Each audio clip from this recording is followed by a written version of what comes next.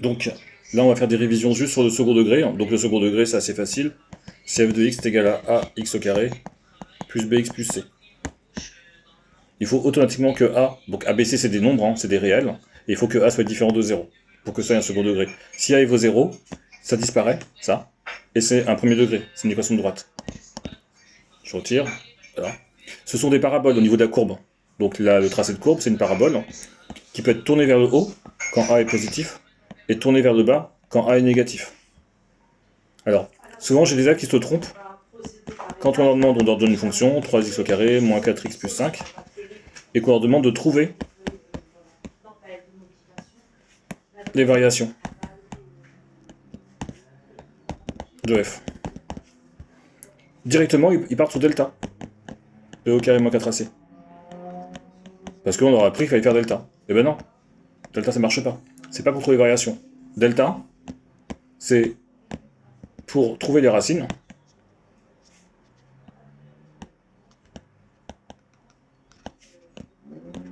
de f de x, c'est-à-dire, donc résoudre, f de x est égal à 0. Et donc trouver les solutions de l'équation f de x égale à 0. D'accord? Ou, mais ça suit, pour trouver le signe de f de x. Savoir quand est-ce que f de x est positif, quand est-ce que f de x est négatif. Pour trouver les variations de f, qu'est-ce qu'on va faire? On a deux possibilités. Soit on utilise son cours, première méthode, le cours, on identifie A et B et C. Bon, j'ai juste besoin de A en réalité, mais je vais tout identifier. D'accord? A égale 3, B est égal à moins 4, et C est égal à 5. C'est surtout A que j'ai besoin pour faire les variations. Je dis que A, il vaut 3, donc il est positif. Ça implique le fait que A égale 3, A est positif. Ce qui veut dire que la courbe est tournée vers le haut. Et là, ça y est, j'ai mes variations. Je suis donc décroissant, décroissant. Et là, je mets une variation de f. Alors si on met juste ça, on n'a pas tous les points, variation de f. On n'a pas tous les points, ce qu'il faut c'est remplir un petit peu le tableau. D'accord? Mais on a déjà les variations. On est décroissant sur un début d'intervalle et décroissant sur le suivant. On met moins infini plus infini, sauf si on travaille sur moins 5, 5 par exemple. Et surtout, on va mettre le x du sommet. Le x du sommet, c'est le alpha de la forme canonique. C'est moins b sur 2a. Donc, pour ça j'ai écrit a, b, c, parce que j'ai besoin de a et de b. Bon, c, j'en ai pas besoin dans ce cas-là. Donc, moins b, ça fait moins 4. Je mets directement 4 sur 2 fois 3. Je simplifie un petit peu. Le 4 et le 2, ça fait 2 sur 3. Donc ici, j'ai 2 tiers. D'accord? Et f de 2 tiers, je le calcule en remplaçant dans la fonction, donc 3 fois 2 sur 3 au carré, moins 4 fois 2 tiers, plus 5. On fait le calcul à la calculatrice, on fait ce qu'on veut. Je vais le faire parce que je crois que vous n'avez pas le droit à la calculatrice. Si tu avais eu le droit à la calculatrice, j'aurais pas fait le calcul, j'aurais mis n'importe quoi, j'aurais mis égal 17, et j'aurais mis un 17 ici. D'accord? Parce que le but, c'est pas de s'amuser à faire des calculs, là, c'est de t'expliquer le cours. Là, je vais quand même le faire. 2 au carré sur 3 au carré. Pourquoi j'écris ça? Parce que comme ça, je vais pouvoir barrer 3 et mon carré qui est ici. Moins, là, je calcule 8 sur 3. Plus 5 fois 3, parce que je sens que je vais aller sur 3, donc on va le faire tout de suite. Hein. Ça fait 4 sur 3, c'est le carré que j'ai barré ici. Hein. Sur ce que j'ai ici, c'est le carré. Donc il reste toujours 3. Moins 8 sur 3, donc je vais mettre un grand trait. Plus 10, puisque tout est sur 3. 10 moins 8, ça fait 2. Et 4 plus 2, ça fait 6. 6 sur 3, ça fait 2. J'ai mis des chiffres au hasard, hein, donc on tombe sur un nombre entier. Et ça fait 2. Et donc là, j'ai bien mes variations. Ok? Ça, c'était la première méthode. Deuxième méthode, je vais reprendre ma fonction. Je vais la reprendre ici. f de x, je vais changer de couleur. f de x est égal à 3x au carré, moins 4x,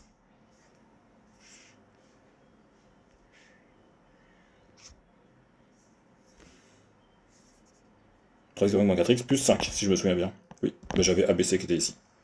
D'accord, donc 3x au carré moins 4x plus 5. Tout simplement, je dérive.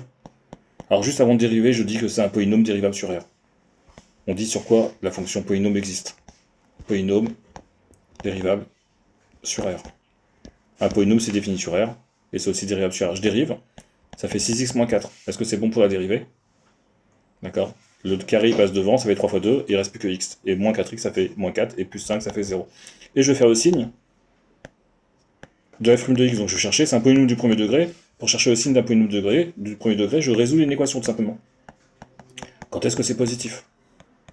C'est positif si 6x est plus grand que 4. c'est positif si x est plus grand que 4 sur 6. Je simplifie tout. X plus grand que 2 tiers. Donc, je mets ma dérivée, moins l'infini, plus l'infini. Je mets 2 tiers ici. Quand est-ce que ma dérivée, elle est positive? Lorsque x est plus grand que 2 tiers. Positif ici, négatif ici, 0 ici. Et donc ma fonction a été croissante et croissante. Ici, je mets une variation de f. Et ici, bien sûr, je mets f de 2 tiers qu'on a déjà calculé. Hein. On avait trouvé 2. Voilà, je mets 2 ici, par exemple. Hein. Je ne vais pas refaire le calcul, parce que c'est le même. Hein.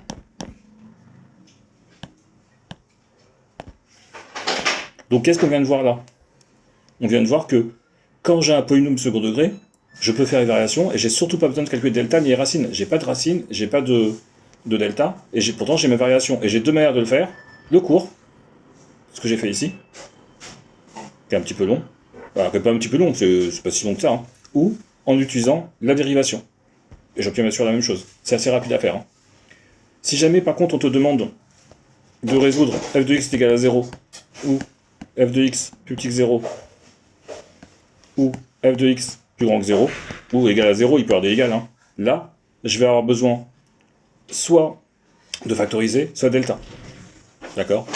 En factorisant, tu vas trouver les racines, en calculant delta, tu vas trouver les racines. Donc ici, je remets juste ma fonction, que j'ai déjà oublié, 3x au carré moins 4x plus 5, 3x au carré moins 4x plus 5. Je remets mon ABC, et c'est égal 5, et on y va, on calcule delta. On met bien sa formule. B au carré moins 4AC, donc B au carré, ça fait moins 4, parenthèse obligatoire. On calcule rapidement, quoi rapidement, pas trop rapidement parce qu'après on fait des erreurs. Donc ça fait 16, moins 4 fois 3, moins 12, 12 fois 5, 16 moins 60, et ça va faire du 44, avec un petit moins devant. Donc delta est négatif, donc attention, ça veut juste dire que f de x est égal à 0, on n'a pas de racine, on n'a pas de solution. D'accord? Mais ça ne veut pas dire qu'il n'y a pas de... Donc, alors si, il n'y a pas de solution, ça veut dire aussi qu'il n'y a pas de factorisation, dans ce cas-là. Par contre, ça ne veut pas dire que ça n'a pas de signe. D'accord? Ça veut juste dire que ta courbe, elle est soit au-dessus, soit au-dessous. Elle sera au-dessus si A est positif, elle sera en dessous si A est négatif. Il se trouve que là, on est dans ce cas-là. Faut bien que là, je fais du cours en même temps, donc je rajoute des choses. Là, bien sûr, on est dans ce cas-là, donc ça n'avait aucun intérêt d'aller écrire ce que je mets en vert ici, mais c'est juste pour te montrer le cours. Donc nous, on est vraiment dans le cas qui est ici. Et donc, ça veut dire quoi? C'est-à-dire que si on te demande le signe de f de x, bah, vu que ta courbe est toujours au-dessus de l'axe des x, c'est-à-dire qu'elle n'est pas...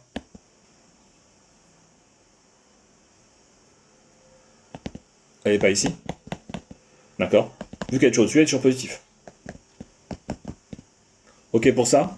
Je pense qu'on a fait le tour sur les polynômes second degré. Je vais juste te faire une petite fiche récapitulative.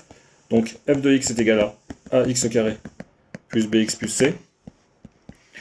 Si a est positif, la courbe est tournée vers le haut. Si delta est positif, ta courbe elle est comme ça. Ça veut dire qu'il y a x1 et x2, les deux racines, moins b moins racine de delta sur 2a. Donc la barre de fraction, j'ai fait aller jusqu'au bout là. x2 est égal à moins b plus racine de delta, j'ai très mal fait, sur 2a. D'accord? Et au niveau du tableau de signes, pour ceux ici, donc on a x1 et x2, et on a signe de moins a ici. Donc signe de moins a, c'est égal à négatif, puisque a est positif. Je suis dans ce cas-là pour l'instant. 0, 0, et je suis positif ici, c'est positif ici, donc signe de a à l'extérieur. Au niveau des variations, bah, j'ai ici les variations. Quand je dis je l'ai ici, je suis décroissant et je suis croissant. Donc je vais quand même le faire. Je suis décroissant, je suis croissant, pardon, et ici c'est x du sommet. Je rappelle que x du sommet c'est moins 2, moins b sur 2a. D'accord? Et ici f de x du sommet qu'il faut calculer. Et c'est ton alpha. Et tant qu'on y est, c'est ton bêta. C'est ta forme canonique. Et ici c'est les variations. Alors, là j'ai juste fait A est positif et delta est positif. Je vais pas m'amuser à tout refaire parce que c'est un peu long. Mais si delta est égal à 0 et toujours A positif, hein, parce qu'on est en train de regarder A positif, ta courbe va être comme ça.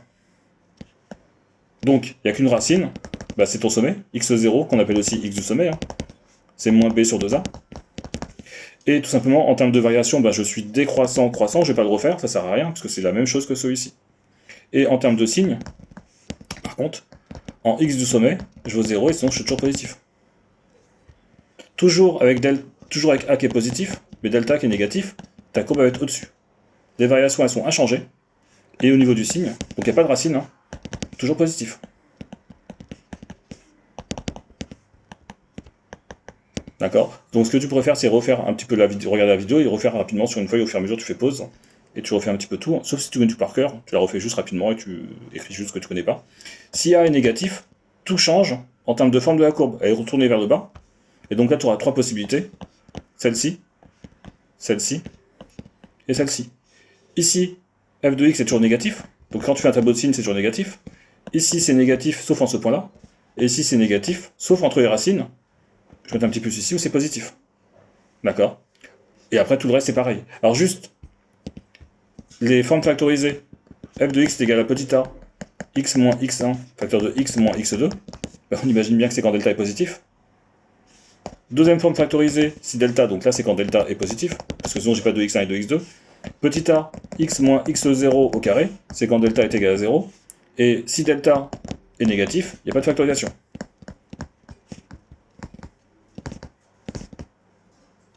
Ça marche pour ça. Juste la forme canonique, tant qu'on y est. Comme ça, ce sera fait.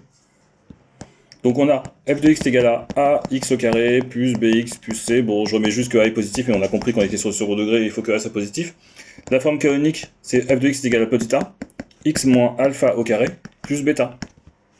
Alpha, on a compris que c'était ton x du sommet, parce que j'ai dit plusieurs fois, c'est ton x0, moins b sur 2a. Et donc, y du sommet, c'est le bêta, c'est f de alpha.